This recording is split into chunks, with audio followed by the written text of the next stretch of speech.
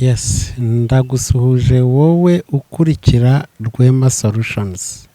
Aho waba uherereye hose hirya no hino kuri uyu mugabane ukaba wumva mu rurimi rw'ikirundi cyangwa se ikinyarwanda ibyo tugeza ku mihanda byose, cyane cyane ibiteza imbere abantu bikabakura ku rwego rumwe bibajyana ku rundi mu iterambere ry'ubukungu no kugira amafaranga bitajegajega.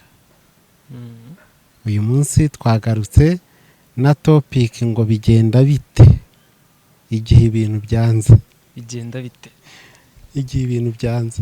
Hari igihe byanga bigenda bite igihe ibintu byanze? Hani kenshi cyane mu buzima umuntu agira gutya akabona ibintu biranze, ibintu bikanga pe, wakoraga ibintu bikanga, icyo ufashe cyose kikanga, mbese no gupfa bikanga. Tekereza no gupfa bikanga, mu rugo bikanga, urugo rukakunanira, uri umwana mu rugo ukananirana kandi ukabona nta kintu wagize byose. Noneho niba atari nawe wananiranye ababyeyi bakakunanira, ibintu byose bikanga. Ibyo rero ikintu gisabwa ntabwo ari ugukomeza kwagarava situation nk'uko tuza kubibona kuri imwe mu ngingo zigize iki kiganiro, ahubwo uba ukwiriye kwitonda ukikaruma ugasa nkaho ugiye gutangira rero ibintu byose kuri zero. Ikintu cya mbere process, nk'uko ibintu byose bigira process, ubu kugira ngo iyo microphone ufite ikorwe yuzure hari process byatangiriyemo. Gushaka icyo bita matière première, kunyuza mu ruganda nyine rugakora ibice bitandukanye, niba atari uruganda rumwe ubwo ari inganda nyinshi zikora buri kantu kose, kuko urukora nk'amabuye arimo si rwo rukora kano gapfundikizo, si rwo rukora umutwe, si rwo rukora kano kacana n'akazimya. Gutyo ugenda uhindagura bagaterateranya. Rero iyo ni process yo kubyara ikintu kimwe. Nawe wasenyutse kandi ugomba kongera ugasubira kuba uri umuntu uhagaze wemye wuzuye, kubera ko ibindi bintu byose byanze. Rero ni ugukora iyo process imeze gute? Ni iyo kugira ubuzima bwiza. Ubuzima bwiza buhereye ku ndyo, nk'uko ejo twabibonye mu gusoza, twabonye ibintu 8 umuntu agomba gukora kugira ngo agire ubuzima bwiza. Ibintu byose kandi biri naturel. Twabonye twatangiriye ku biryo, sibyo? Ibiryo byiza kandi byuzuye biri naturel. Dukurikizaho icyo twita imyitozo ngororamubiri, tugera ku mazi meza kandi asukuye, turagenda tugera ku izuba, akazuba kandi ka kibera inka, sibyo? Tugera ku kwirinda muri byose, tugera ku mwuka mwiza nk'uyu nguyu dukunda guhumeka muri aya masaha, sibyo? Dukurikizaho ikiruhuko gihagije buriya cy'amasaha 6 ariko atari burenge 8. Buriya sinashoboye kukivugaho ibintu byinshi. Igihe turi muri icyo kiruhuko umubiri wose uruhutse, ushobora no kwivura indwara zananiranye zitanavurwa n'imiti yo kwa muganga, ukabasha kurisetinga utuntu twinshi cyane. Noneho tuza guheruka iki, niba wibuka ikiruhuko cy'wari ukikibuka, twaherukiye, sibyo? Garuka twumve. Wapi twaherukiye ku kwiringira no kwizera Imana, kuko ariyo byose, niyo ifite byose mu biganza byayo. Rero process nanone igihe ibintu byose byanze ugaruka kuri icyo, ariko tukagisamariza ngamo ibintu 4: ubuzima bwiza, hanyuma tugakurikiraho fitness, sibyo? Gukora siporo mu buryo bwose bushoboka n'izitandukanye, cyane cyane ariko iziri recommended n'umuganga wawe bitewe n'igihe waba ugezemo. Noneho ugakurikizaho cya kiruhuko, ukaza rero kuri settinga, iki kiruhuko kikarisetinga kikaguforumata ugasubira nk'aho ariko wari umeze ukivuka nubwo uri mukuru. Iyo mwana avutse ibintu byose bitangira bushyashya. Rero iyo ibintu byose byanze nta na kimwe gisigaye, ibintu byose byanze, ntabwo ari ukujya kwa makuza cyangwa ku nkunda amahoro ngo wimanike cyangwa ngo usimbuke. Nibyo abantu bakora. Oya, uza muri iyi process. Ibyo kurya byo birazwi ko bitabura mu gihe byabuze. Ntabwo byabura, ntabwo bishoboka. Ntabwo byabura, haba hariho ubundi buryo. Ko ntari kwemeranywa nawe se. Ntabwo ari ngombwa ko twemeranya, kuko nubwo tutari kwemeranya, none se nubwo tutari kwemeranya, urabizi ko ku myaka yose ufite uriho, kuko hari ibyo kurya ubona. None se bitarabuze cyagiye kuki ushaka ko bibura none? Ubu turi kuvugana aka kanya nta muntu uri watariye se kandi ari uko yabibuze. Ariko ejo azabibona kandi akanaburara. Ariko ejo azabibona. Nicyo ndi kuvuga. Sibyo? Ntabwo ibiryo byabura burundu. Niko isi ikoze. Ariko bishobora kubura, ariko si burundu. Iyi rero process niyo umuntu agomba kunyuramo. Hanyuma impamvu binabura ahubwo ni uko iyi process uba utari kuyinyuramo. Igihe ubwonko ushaka ko bukora bugaproducinga ikizavamo ibyo kurya kandi umubiri utamerewe neza, ntabwo bishoboka. Kugira ngo umuntu atekereze neza nuko n'umubiri ugomba gukoparatinga. Sibyo? So fitness ni kurya neza, ni ibintu bijyanirana kamwe ku kandi, nk'uko ishati n'ipantaro bigomba kujyana ku myambarire kugira ngo ube wambaye neza wikwije. Ikintu cya kabiri rero, umuntu byanze burundu yamaze gutangira iyi process tumaze kubona ku bwa mbere, ikindi agomba gukora ni ugusohoka mu nzu. Abantu benshi baragenda bakifungirana mu nzu, mu gitanda bakaryama bakagumaho, bakadepurima. Sohoka mu nzu, ugere hanze, utembere, uve nk'aha i Nyamirambo ugere Kimironko, za Remera ugenda ureba gusa nta n'ikikujyanye. Uko kuntu ugenda umubiri uri active, ugenda werimina ibintu byose biri kubroka ubwonko gutekereza neza ikintu kindi wakora. Sibyo? Haguruka ugende, ugere hanze, witegereze izuba, witegereze ibyaremwe, ujye muri nature aho bishoboka. Abantu bose babona hariya hakurya ari kuri Kigali na ririya shamba bakarireba, ukagira ngo hari uwabujije kuryinjiramo. Riri hariya ku bwawe, jyayo uhumeke na wa mwuka twahoze turekomanda abantu. Sibyo? Jyayo ugende, wicare, uharuhukire, utekereze neza. Unarebe n'inkende ziba ziriyo. Turiya tuntu twose hari ukuntu twactivatinga muri wowe ibyiyumviro n'imisemburo yindi itari irimo ikora n'iyaryamye burundu ikaba activated. Kuko kugira ngo umuntu akore neza abe muzima ni ibintu byinshi cyane bikoreka. Muri make kubaho k'umuntu ubwabyo ni igitangaza kinini cyane, kuko no kubumbura ijisho wari usinziriye ubwabyo nabyo ni ikindi gitangaza. Ko hari abantu benshi baryama uko yakaryamye ntazongere kubyuka. Ubu uyu munsi rwose byabaye ibyo ngibyo.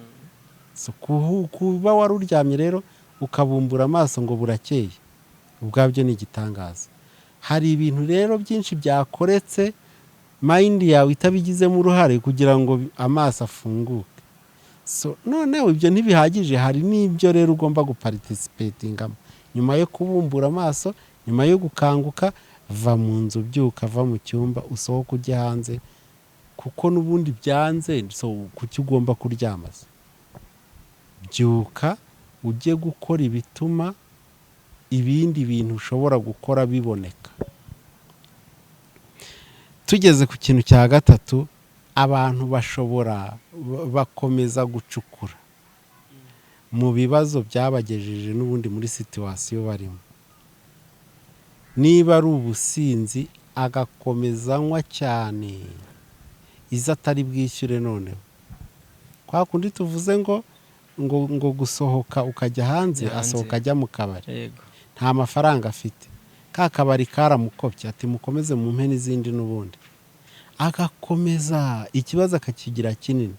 Niba ari umunyamadeni agafata irya 7 nk'aho 6 yo yabashije kuyishyura. Ubwa mbere 6 yarakunaniye kuyishyura, ushyizeho n'irya 7. Urakomeza gukomeretsa ibiguma byawe nk'aho amaraso yavuyemo adahagije. Kubera iki? Gerageza uhagarike gufata amadeni mashya, hagarika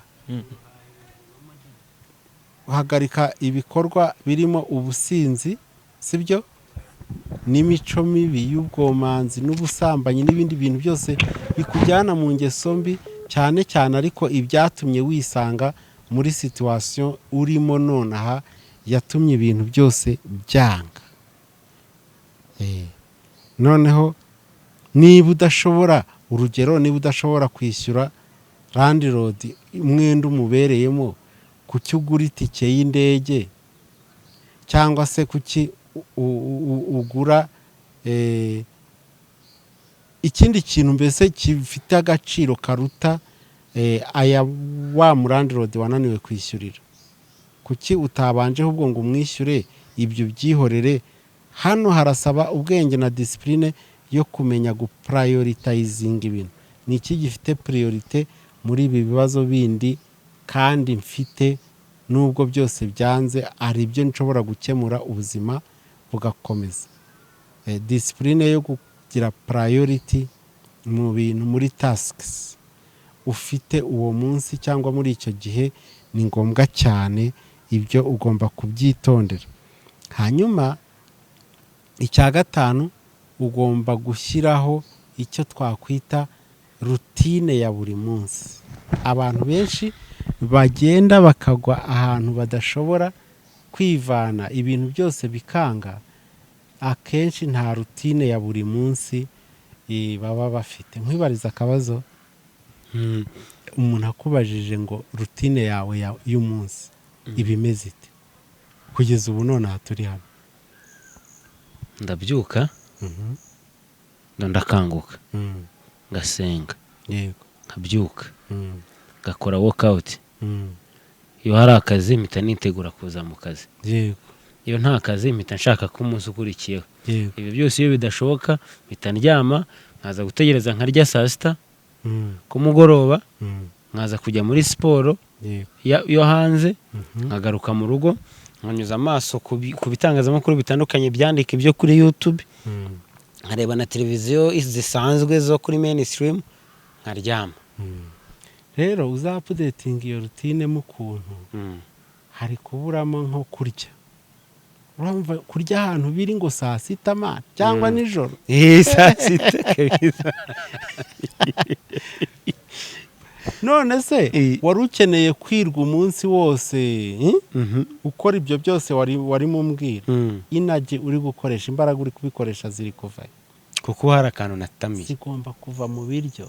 Abantu benshi ntabwo bazi yuko ifunguro rya mu gitondo bya bintu bita ngo petit déjeuner, ahubwo igomba kuba grand déjeuner, ikaba nini cyane. Ntabwo ari breakfast. Ku manywa niho ukeneye imbaraga zo gukoresha ABCD, bya bindi byose umaze kumbwira.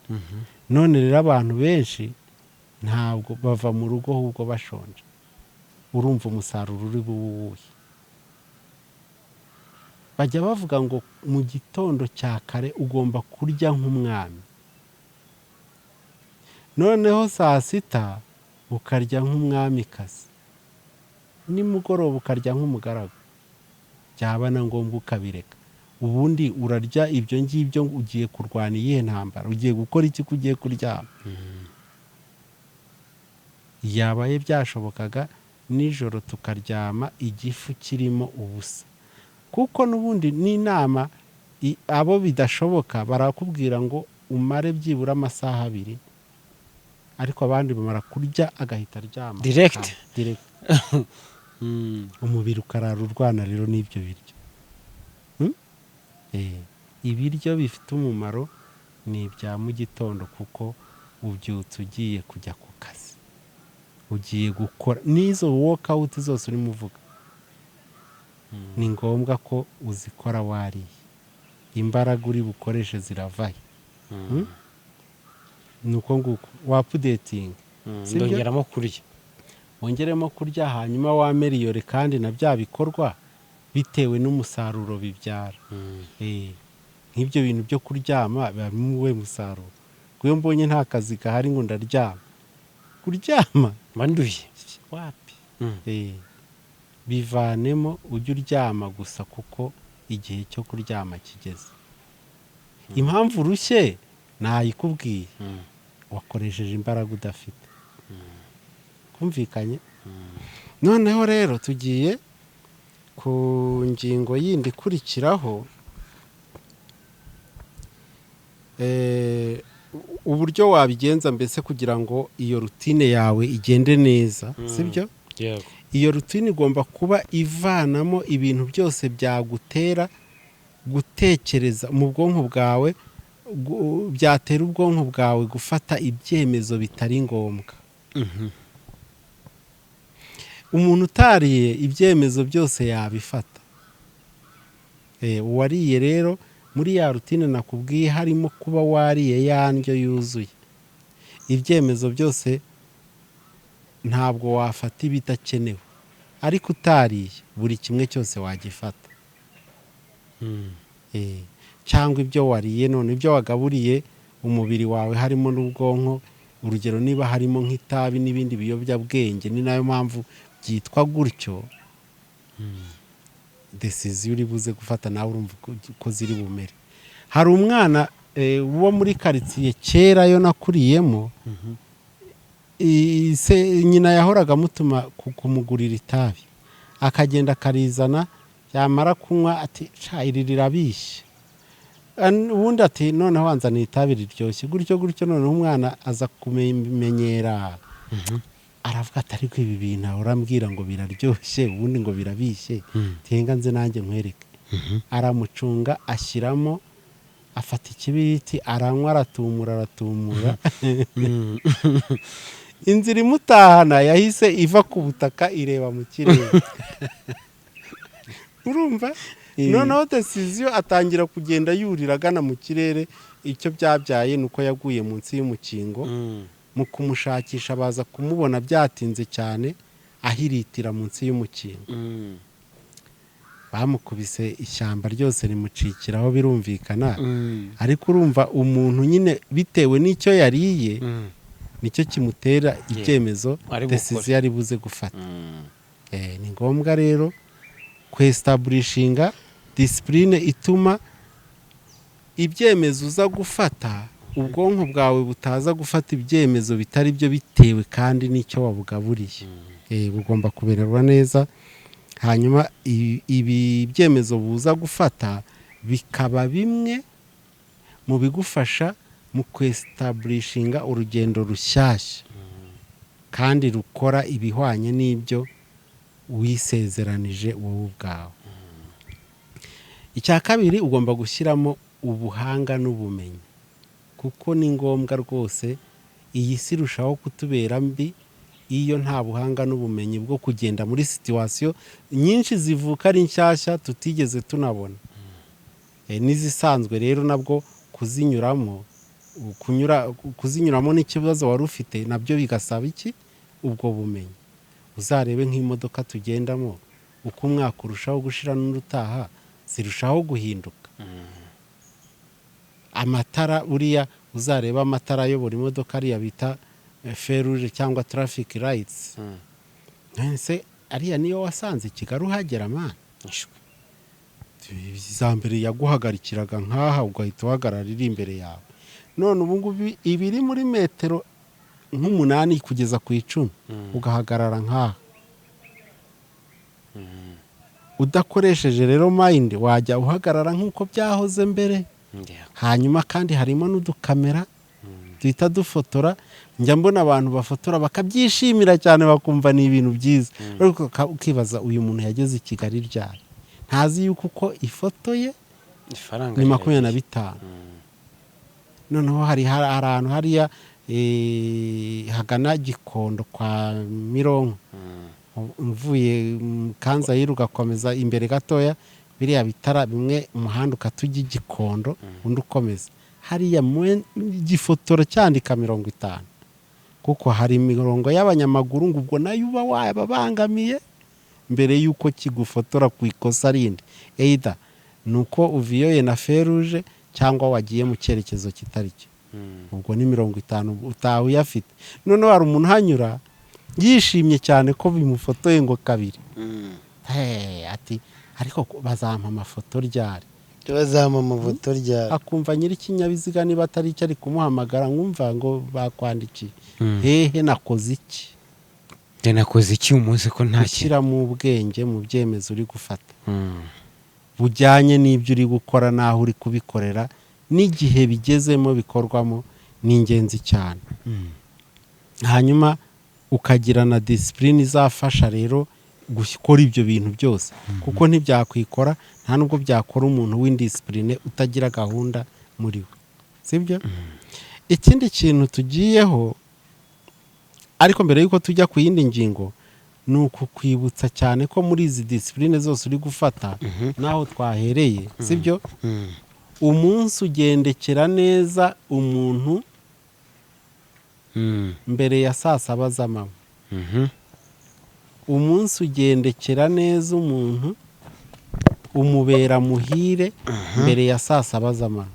Ni ukuvuga rero ko kubyuka kare buri gihe ari ingenzi. N'abanyarwanda baca umugani bavuga ngo umubyizi ni uwa kare. Yego. Ngo akaburiwe mu isiza ntikabonekera isakara. Sibyo? Discipline igomba guhora igutoza kumenya ko umunsi amahirwe yayo yose n'umusaruro uboneka mbere ya 7 z'amanywa. Sibyo?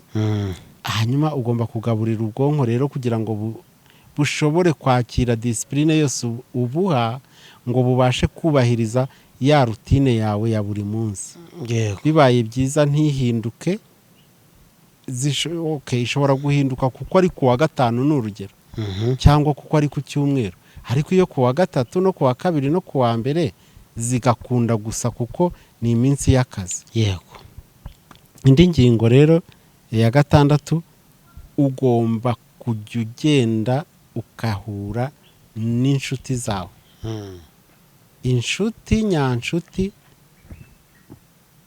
tuzayibona mu kiganiro cyabyo. Ariko nanone nta muntu wabaho atagira inshuti.